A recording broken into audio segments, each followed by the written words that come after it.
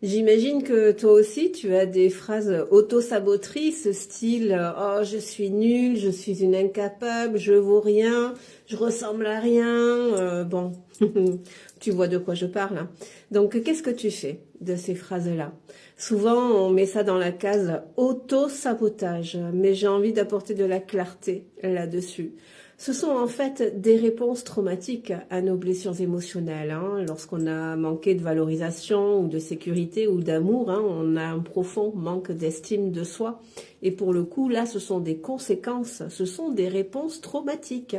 Si ton enfant vient vers toi et qui te dit je suis nul à chier, je mérite pas, enfin ces phrases-là, si ton enfant de chair et d'os vient vers toi et te dit ça, qu'est-ce que tu fais? J'imagine que tu vas lui accorder de l'importance, que tu vas l'écouter, l'accueillir et puis le rassurer, le consoler, le ramener à la réalité, pardon, à le valoriser, est ce qu'il a réussi, entrepris ou pourquoi tu fais pas ça avec ton enfant intérieur?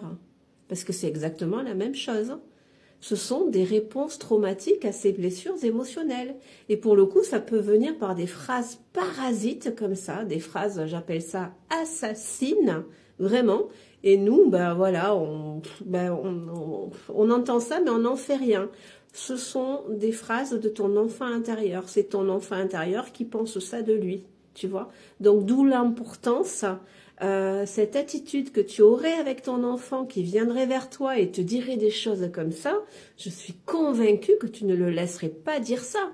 Enfin, évidemment que tu l'accueillerais dans ce qu'il dit, mais qu'après tu aurais un dialogue, une communication bienveillante avec ton enfant pour lui rappeler pourquoi il n'est pas tout ça, tu vois? Et voilà, pour le ramener à la raison.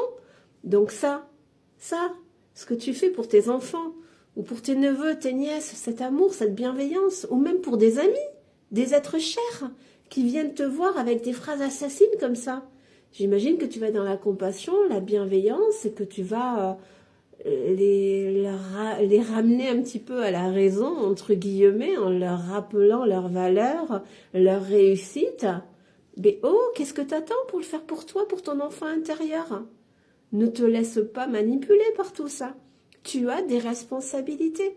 Si tu veux développer ton autonomie émotionnelle, restaurer ta sécurité interne, mais il n'y a que toi qui puisses faire ça, en t'impliquant vraiment dans le processus, pour pouvoir générer cet affect, cette perception dans ton corps, que les cellules vont enregistrer, qui vont laisser des empreintes positives dans ton cerveau.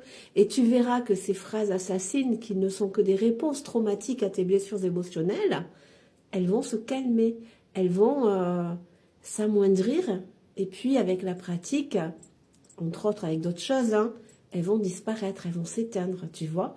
Ou en tout cas, dès que tu en as une qui arrive, entre en contact avec ton enfant intérieur. Rassure-le au même titre que tu le ferais avec ton enfant, tu vois. Allez, sens-toi libre de t'abonner à mon compte pour profiter de mes TikTok et prends bien soin de toi.